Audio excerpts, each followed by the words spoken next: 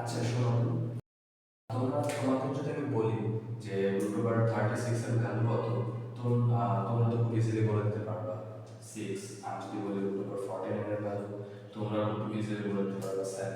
এবং আমি যদি তোমাকে বলি যে এটা তুমি 5 সেকেন্ড অ্যান্সার করো, তুমি হাসতে হাসতে বলবা যে এটা তো 1 সেকেন্ডেরও বেশি, এটা তো আমি 1 সেকেন্ডে অ্যান্সার করতে পারি।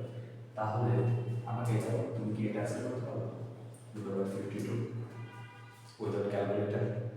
তখন তুমি বলবো যে আচ্ছা এটাতে একটু টাইম লাগবে।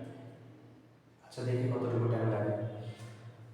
এটা 52 এর ক্লোজেস্ট, মানে 52 এর থেকে ছোট ক্লোজেস্ট কোন সংখ্যাটা আছে সেটা আমরা দেখব এখান থেকে। তো এখান থেকে দেখো তো ক্লোজেস্ট সংখ্যা কোনটা আসে, এটা 49। আচ্ছা 49 এর যে বর্গমূল সেটা আমরা এখানে লিখলাম। আমি এখানে একটা প্লাস দেবো, প্লাস দিয়ে একটা ডিভিশনের সাইন দেব, দেওয়ার পর 52 থেকে 49 বাদ দেব। 52 থেকে 49 বাদ দিলে কত থাকে? 3 থাকে, 3 থাকে। তো এই 3টাকে আমি লিখছি উপরে। আচ্ছা নিচে কি লিখবো? নিচে লিখবো এই যে আমাদের 7 আছে, 7 এর সাথে 2 গুণ করবো, হলো কত আসে? 40। তো আমি 14 কে লিখবো।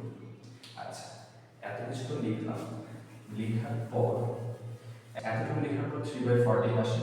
তো 3/14 এর ভ্যালু আমরা ইজিলি বের করতে পারি। আমরা যদি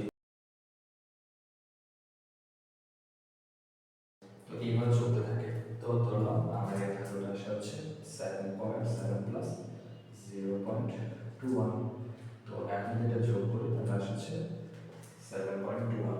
তুমি যদি ক্যালকুলেটর হিসাব করে দেখো, আমি যদি ক্যালকুলেটর হিসাব করে দেখাই, √52 আসে 7.21, যেটা এক্স্যাক্টলি সেম অ্যান্সার।